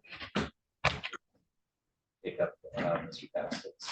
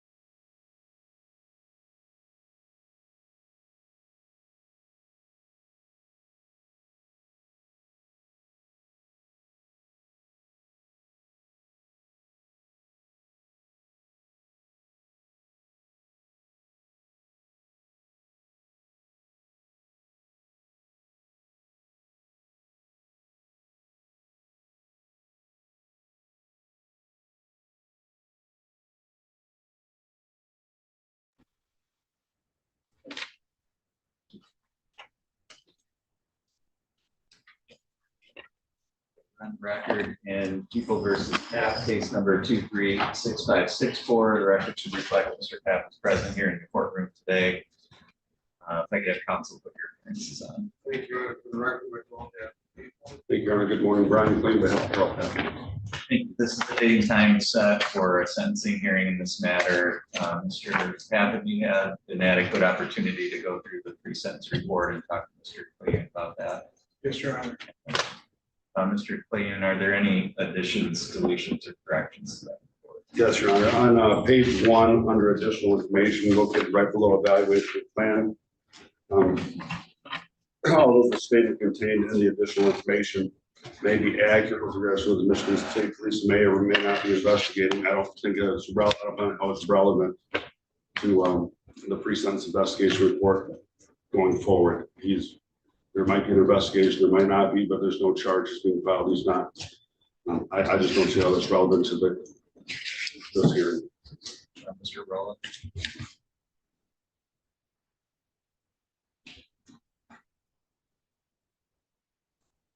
And again, I don't know that it goes to the specific sentencing. Yeah, I'm going to order that be stricken from the report. I don't know whether and to what extent there are additional investigations. Certainly, it wouldn't have anything to do with the court's sentencing consideration here. So, the court will order that be stricken. With that being stricken, Your Honor, the rest of the report does appear to be factually accurate and relevant. Are there any challenges to the scoring of the guidelines? Not by us. Mr. Rolla, did the people have any additions, deletions, or corrections?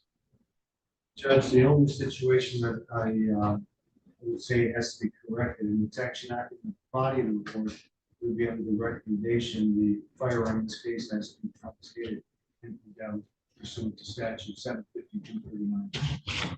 Okay, so that would be added to the count 1. Correct, John.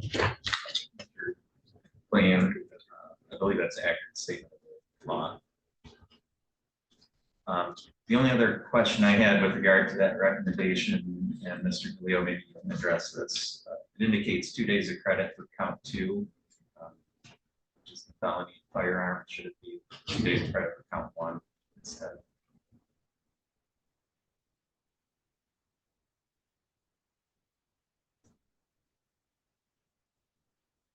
Well, I think the recommendation, because of that mandatory consecutive, I think that's what Brennan was applying to count 2.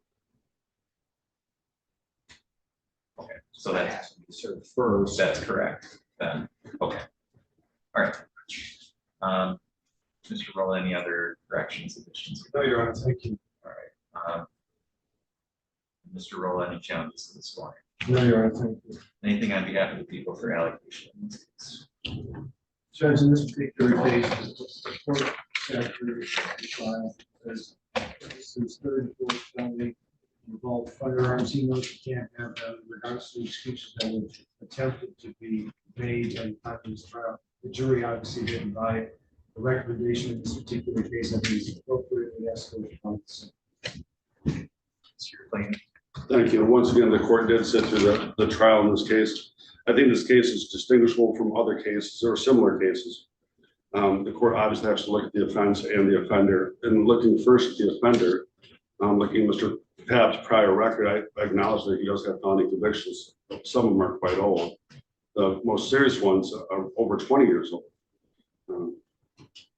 He scores out as 39 points on his prior record variables, which is it's over the midpoint, but it's not high, with 75 points being the highest assessed. The offense variables are 0, which is the lowest possible being assessed. He falls into a straddle cell. I think the positives that Mr. Taft has is he takes care of his family, he supports for his family.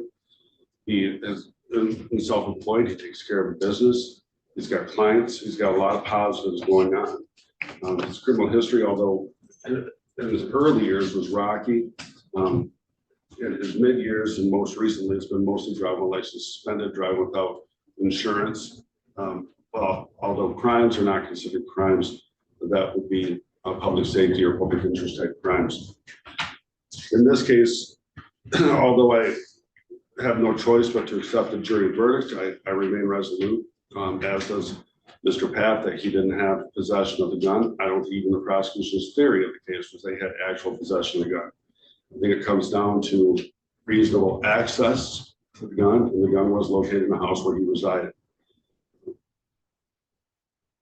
We hoped that the jury would see it differently than they did, but they didn't.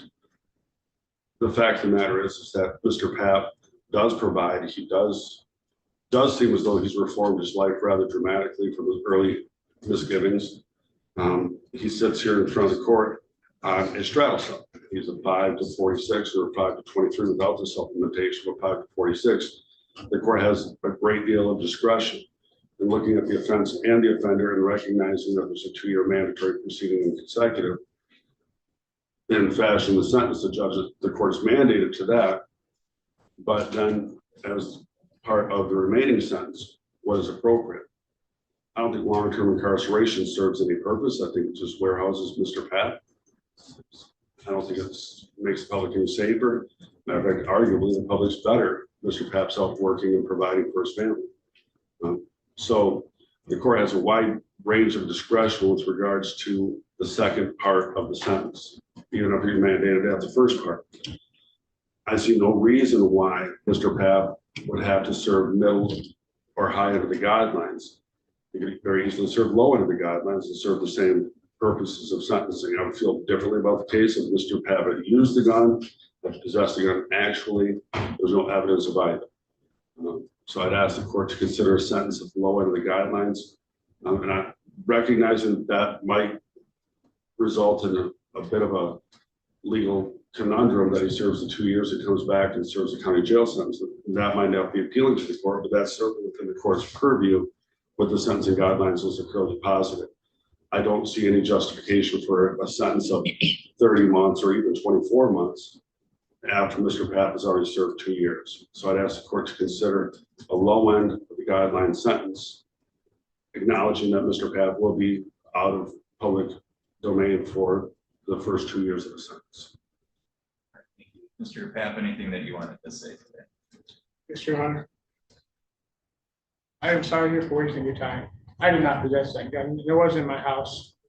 I did not have possession of it ever, but because of the person that was there and with the stuff that he's done while my wife had it, it was never around me.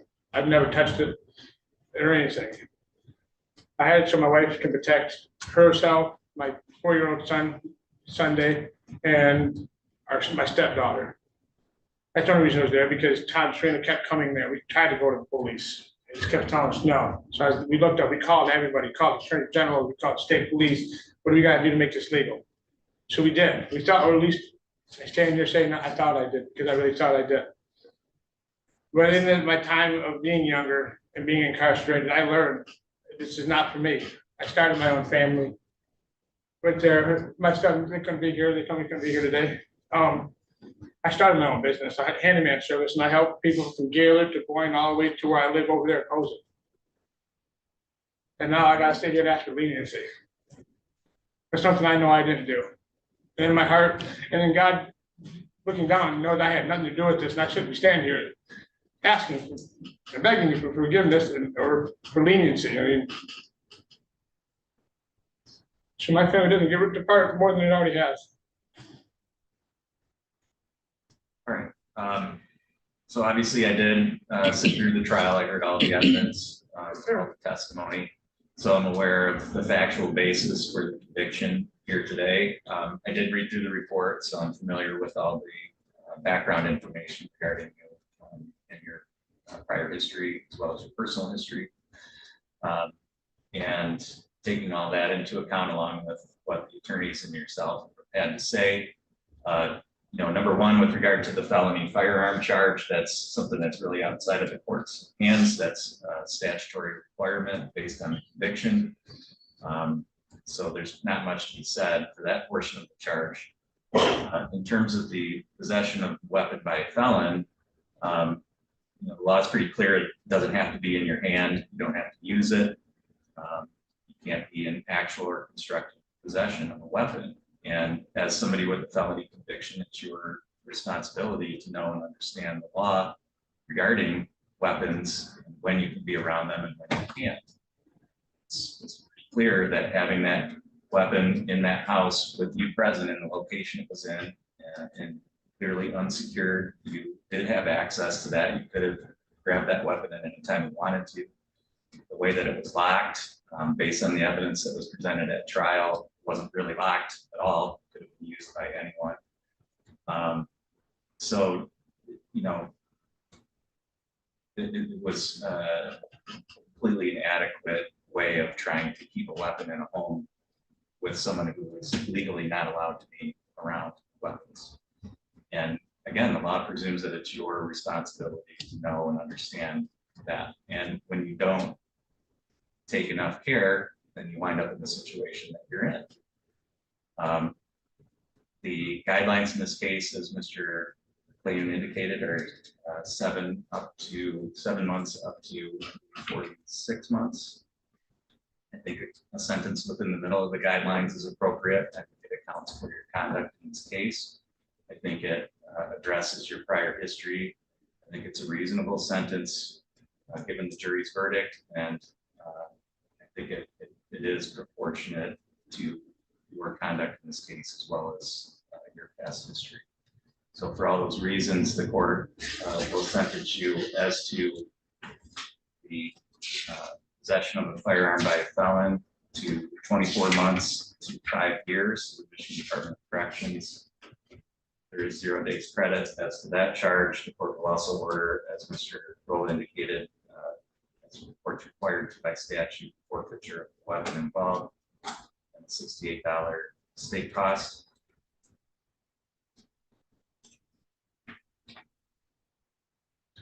Judge, there is a correction to BSI cost, this to count 2, shouldn't be 32,500.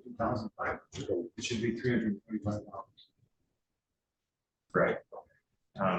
As to count 2, 2 years in the Michigan Department of Corrections with credit for 2 days served. That to be served consecutive to and preceding count 1. Crime victims assessment of $130, court costs of $325, and the state cost of $68. Have the ability to seek an appeal of the sentence, and Mr. Plea, if you can, Mr. Have to challenge the appellate rate.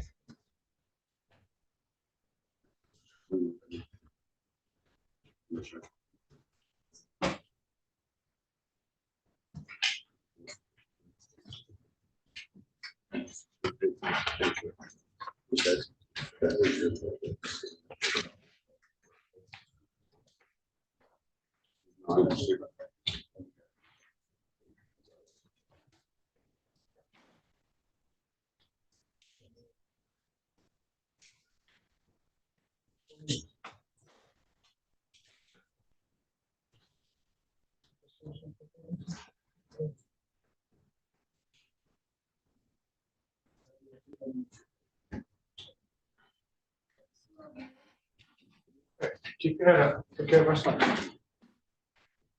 Yeah. Glad to go forward.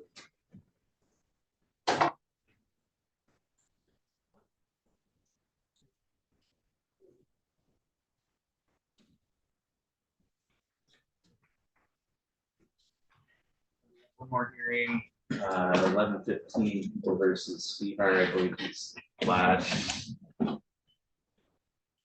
jail.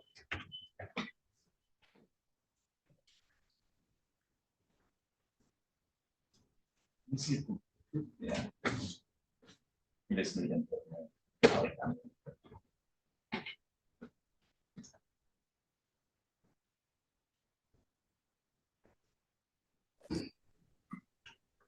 Mr. Gilo, we're getting Mr. Spihar on video here.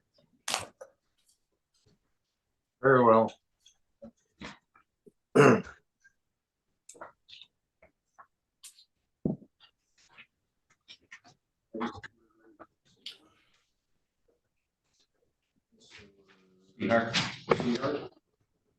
Spihar, yep.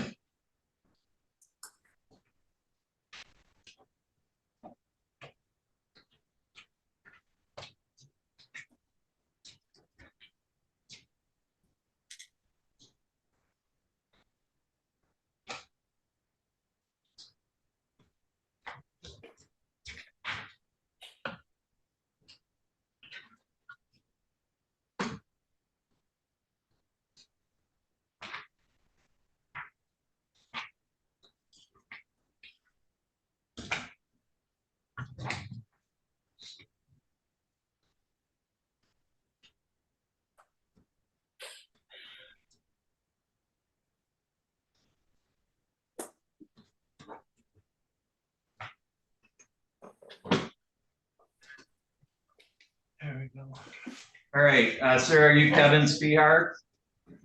Yes, sir. Okay, we're on the record now in People versus Kevin Spehar, case number 226450. The record should reflect Mr. Spehar is present today by video from the Otsego County Jail. We have present by video also Mr. Gilo, his attorney. Here in the courtroom is Mr. Rolla on behalf of the people. The court set this for a status conference today. Mr. Spehar was, I believe, recently lodged here in Otsego County based on a bench warrant that was issued back in May of 2023 for his failure to appear. Mr. Gilo, have you had any chance to talk to Mr. Spehar? This had been originally set for trial. You know how we want to proceed with this case? Yeah, Judge, I had a meeting with him personally. We discussed a lot of things, most importantly, the plea offer that's been offered by the prosecution. We wish to accept the same. Okay, can you tell me the terms of the plea offer? My client would plead guilty to count 2, assault, R&O, and count 3, domestic violence. For dismissal of the home invasion, which is count 1, and the habitual offender enhancement. That's what the offer was, Your Honor. Okay. Mr. Spehar, were you able to hear that? Yes, sir. And have you had an adequate opportunity to talk to Mr. Gilo about that plea agreement? Yes. Is that how you want to proceed today? Yes, sir. Can you raise your right hand, please? You solemnly swear or affirm the testimony you're about to give will be the truth, the whole truth, and nothing but the truth, so help you God? I do. Thank you. You can lower your hand. Mr. Spehar, are you currently on any kind of probation or parole?